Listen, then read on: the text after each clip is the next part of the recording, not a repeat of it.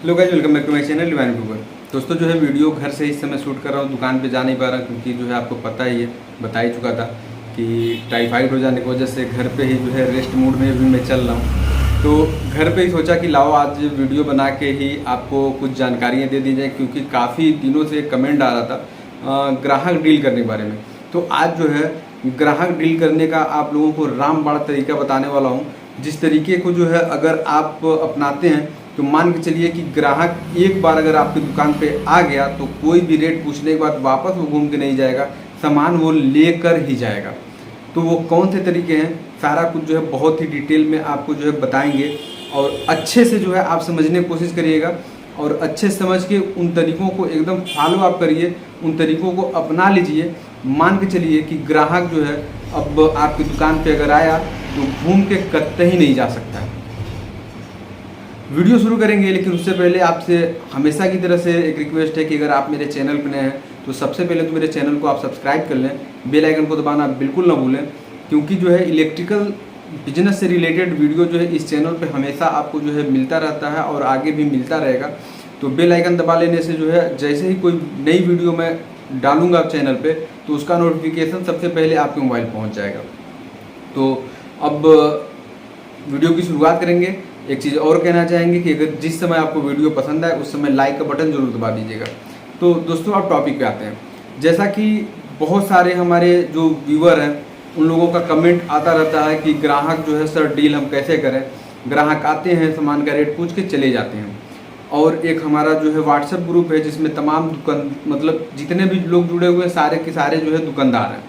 मतलब कोई जो है सोहरतगढ़ से है, कोई बिहार से है, कोई जो है गोरखपुर सिटी के अंदर के ही कहीं अगल बगल से लोग हैं, कोई लखनऊ से है। तो इस तरह से तमाम लोग उसमें जुड़े हुए हैं। तो सभी लोग उस ग्रुप में भी जो है एक दिन इस चीज़ पे चर्चा हुई कि ग्राहक को मतलब कैसे डील किया जाए कि ग्राहक अगर दुकान पे आ जाए तो वो वापस न जाए। तो सभी लोगों ने कहा कि हाँ भैया इस पे वीडियो जो है आप बनाइए। तो मैं हर एक छोटी छोटी चीज़ों को जो है नोट करता हूँ।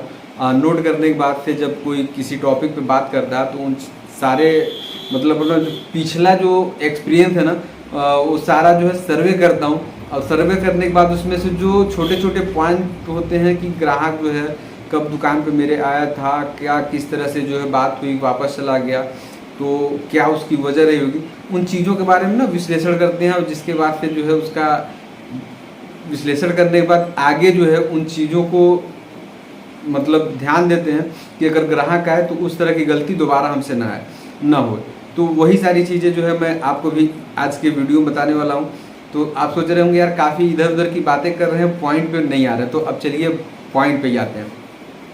जैसा कि दोस्तों बहुत बार ऐसा होता है कि ग्राहक आया और किसी चीज़ का रेट पूछा और जैसे ही आपने रेट बताया वैसे ही जो है वो घूम के जाने लगता है। अगर आप पूछते भी हैं कि भैया क्या हुआ तो वो कहता नहीं अभी आ रहे हैं, ठीक है, ऐसा बोल के जो है वो चला जाता है।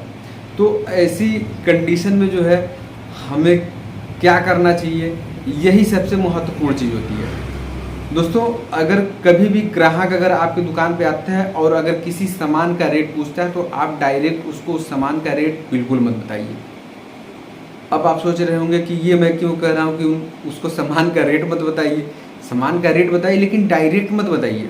पहले उससे कुछ आप बात करने की कोशिश करिए कि वो जो है सिर्फ उसे उसी सामान की ज़रूरत है जिसका रेट वो पूछ रहा है, या ऐसा तो नहीं है कहीं उसे ज़्यादा सामान की ज़रूरत है लेकिन वो कुछ सामानों का रेट जो है जानकर वो ये जानना चाहता है कि मतलब ये दुकानदार हमें सही रेट लगा के देंगे या नहीं देंगे।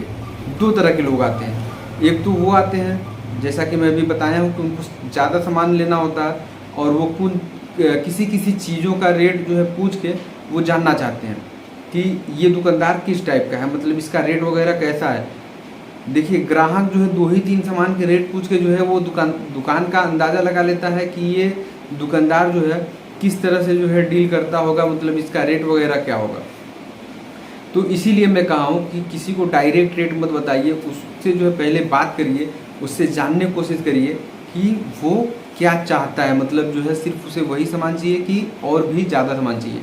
हाँ अगर आपको जानकारी हो गया कि उसको और ज़्यादा सामान चाहिए तो जिस सामान का उसने रेट पूछा है ना उसको ऐसा रेट बताइए कि मार्केट में जो है वो रेट पे वो सामान कहीं ना मिलने वाला हो। पहली चीज़।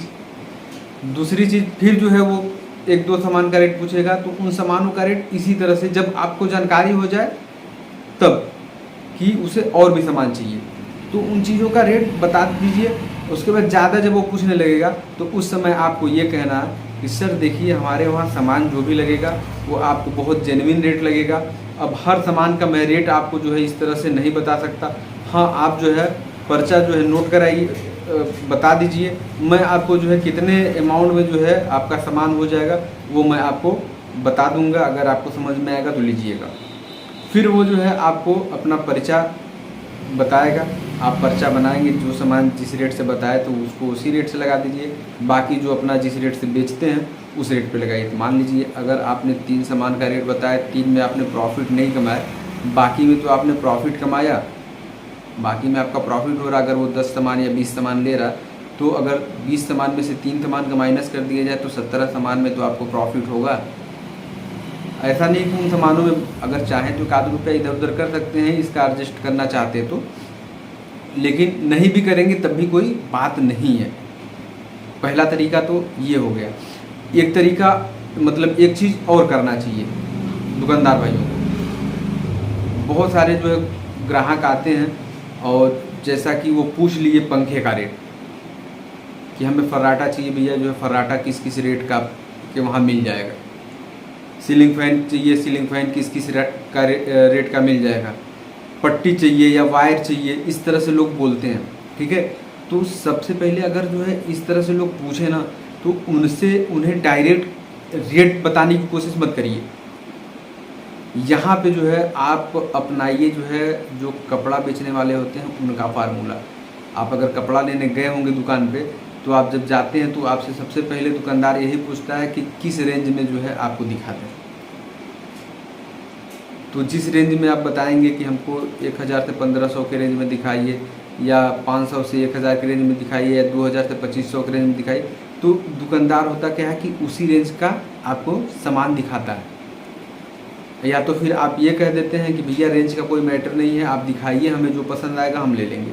तो फिर वो हर तरह का आपको दिखाने लगता है। तो इसी तरह से आप भी ग्राहक से पहले जानने की कोशिश करिए कि उसका जो बजट क्या है, क्योंकि बिना बजट अगर जाने जो भी अगर आप बता देते हैं रेट अगले को, तो उसमें होता क्या है कि बजट अगले का कम होता है और आपने बता दिया उसे जो है ज़्यादा बजट वाला सामान, तो वो चाहेगा ज़्यादा बजट वाला ही जो है हमारे बजट में मिल जाए, मतलब कम बजट में ही ज़्यादा बजट वाला सामान मिल जाए। तो ऐसे में भी ग्राहक डील नहीं हो पाते हैं, ग्राहक चले जाते हैं। लेकिन वहीं अगर आप बजट उसका बजट जान के उसको अगर जो है सामान दिखाएंगे तो वो कस्टमर डील हो जाएगा। आपने जान लिया कि उसके पास 1500 रुपया है, वो 1500 तक का ही जो है फ़ैन लेगा, तो आप उसे जो है 1000 का फ़ैन दिखाएंगे, 1100 का फ़ैन दिखा देंगे, जो है 1200 का दिखा देंगे, 1500 का दिखा देंगे, और 1500 से 1600-1700 तक का भी दिखा देंगे। अगर वो 1500 में 1700 वाला अगर देने लायक है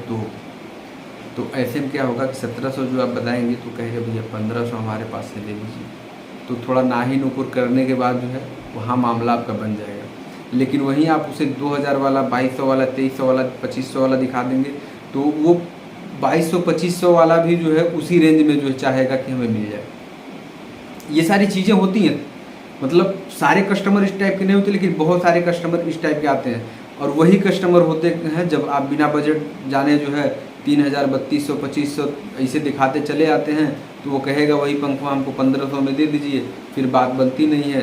लास्ट में फिर आप कहेंगे अरे भाई अगर 1500 अगर आपके पास है तो वही 1400 वाले ले लीजिए, 1300 वाला ले लीजिए। तो उसे पसंद नहीं आएगा, कहेगा नहीं यही वाला नहीं चाहिए हमको, वही वाला चाहिए भैया। अब आपकी तो जो है जान पड़ा जो है आफत में कि अब क्या करें, इसमें तो अगर हम वो वाला दे रहे हैं तो इसमें तो हमारे घर ही से जो है ये नुकसान करवाने के चक्कर में पड़ा हुआ है। तो बात वहाँ बनेगी नहीं, फिर आप हाथ जोड़ लेंगे भैया हम नहीं दे पाएंगे। और ऐसे कंडीशन पे अगर ऐसी कंडीशन आती भी है तो अगले से जो है तनी थोड़ा भी जो है आप रूठ के बात ना करें, उससे जो है मोहब्बत से ही बात करें, मोहब्बत से बात करके उससे हाथ जोड़ लें कि भैया हमारा जो है वो सामान इतने में नहीं पड़ पा रहा है, ये वाला अगर चाहिए तो आपको मैं इतने में दे दूँगा। हाँ, अगर आपको लगता है कि हमारा सामान महंगा है, अगर इस तरह का सामान अगर कहीं अगर आपको इस रेट में मिलता हो तो आप आगे और भी दुकानें जाके वहाँ पे देख लीजिए। इस तरह से मोहब्बत से होना चाहिए। लेकिन तो ये कंडीशन आने ही ना पाए, ये जो कंडीशन है ये कंडीशन आने ही ना पाए, इसीलिए मैं कह रहा हूँ कि बजट जानने की कोशिश करिए, उसका बजट क्या है।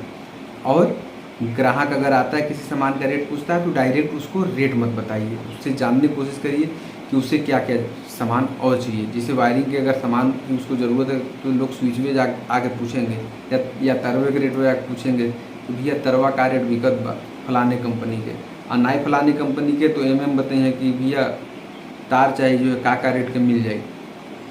तो उनसे जो है तार चाहिए तो तरवे चाहिए कि तरवा का थोड़ा स्विचो चाहिए, बल्बो चाहिए, होल्डरो चाहिए, बोर्डो चाहिए, ये सब जो है जब जानेंगे आप तो उसके बाद उसे उसी हिसाब से डील करेंगे। तो जिन चीज़ों का रेट पूछेगा तो हर चीज़ का नहीं, 2 से 3, 3 से 4 का रेट आप बताएंगे, बाकी का जो है आप कहेंगे कि भैया पर्चा नोट कराइए, हम आपको उचित रेट लगा के सामान दे देंगे।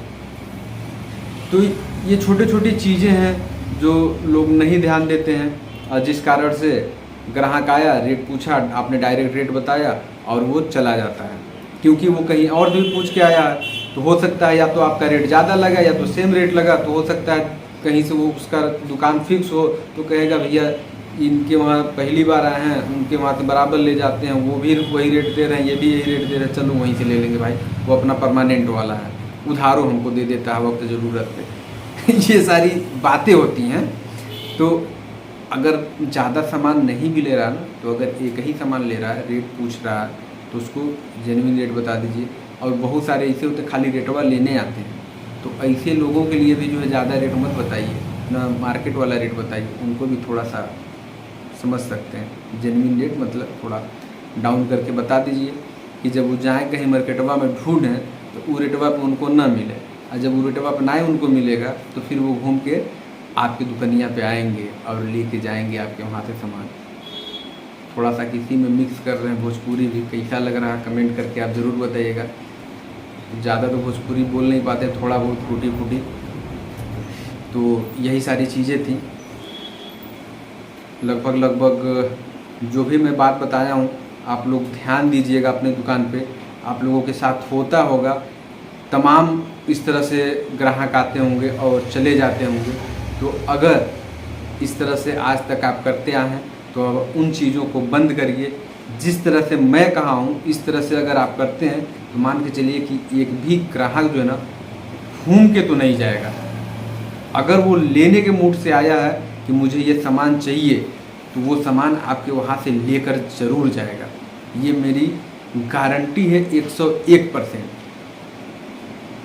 क्योंकि मैं जो है इन चीज़ों को करता हूँ। जो चीज़ें बताया हूँ कि जो चीज़ें होती है वो चीज़ें मैं हो चुकी हैं मेरे साथ। जब हो जाती हैं तो मैं उस पर जो है ध्यान देता हूँ, सोचता हूँ कि आखिर यार ये आया तो क्यों चला गया। अभी जल्दी की बात है, एक महिला आई और मुझसे पूछी मुझे पंखा चाहिए।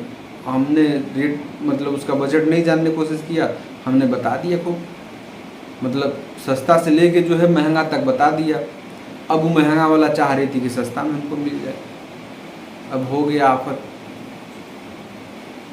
कैसे डील करते करते नहीं बात बनी। फिर वो महिला वापस गई, उसके बाद से फिर मार्केट में उसका कहीं नहीं बात बना, तो फिर वो वापस दुकान पे आई हमारे और सामान खैर लेके गई। लेकिन अभी जल्दी का एक मामला है, हमारे बगल वाले जो है, जो दुकान के बगल में यादव पुस्तक भंडार वाले हैं, उनके गांव की एक महिला आ गई। अब वो महंगा वाला पंखा जो है वो उनको भी सस्ता में चाहिए था, अब हमारा नहीं पड़ रहा था। लास्ट में फ़ोन ही से बात हो रहा था, पापा भी दुकान पे नहीं थे, काफ़ी जो है डील वगैरह करने के बाद बात नहीं बनी। वो लोग कहे क्या करें, तब हम जाएँ भैया कहीं और।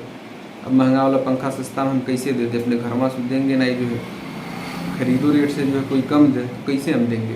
तो हमने कहा भैया अगर जो है उससे कम रेट में कहीं अगर आपको मिलता हो तो ले लीजिए, हमारा लास्ट जो है इतना में जो है पड़ जाएगा। अगर आपको समझ में आए तो लीजिए, और नहीं समझ में आए तो कोई बात नहीं भैया, आपकी मर्ज़ी है, कहीं भी आप देख सकते हैं। तो वो चले गए, नहीं पंखा लिए। तो आपके साथ ऐसा न हो। और वजह ये था कि मैं उसे डील कर लिया होता, लेकिन मैं तो दुकान पे था नहीं, लड़के दुकान पे थे और लड़के भी दुकान पे जो थे बकलोल ही थे। वो जो हम लोग ग्राहक को रेट बताते हैं उससे भी कम रेट बता दिया था। जो पंखा ग्राहक को हम जो 1700 रुपये बताते हैं वो पंखा जो है वो 1600 रुपये बता दिया था। अब बताइए 1700 बताता था तो आदमी 150 रुपया कम कर लेता था, अब 1600 बता दिए तो एक पंखा में कितना आदमी कमाता होगा? 200-250 नहीं कमा लेगा वो एक कंपटीशन के दौर में, तो बात नहीं बनी। और हम रहते तो उसका बजट जानते, उसके बजट के हिसाब से उसको पंखा जो है बताते कि ये पंखा है, इस पंखे में से जो आपको समझ में आए सब अच्छा है ले लीजिए।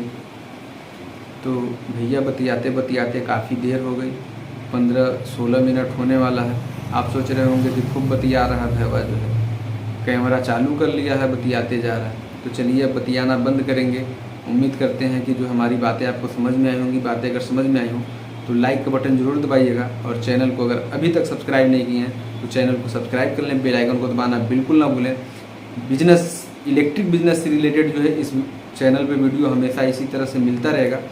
और फिर एक बार कहेंगे कि अगला जो है वीडियो किस टॉपिक पे आप देखना चाहते हैं ये भी हमें कमेंट करके बताते रहे, जिससे हमें वीडियो बनाने में जो है आसानी रहे, आपको उस टॉपिक पे हम समझा सकें। तो अब लेंगे आपसे जो है विदा, मिलते हैं इसी तरह से नेक्स्ट वीडियो में नेक्स्ट टॉपिक के साथ। तब तक के लिए जय हिंद।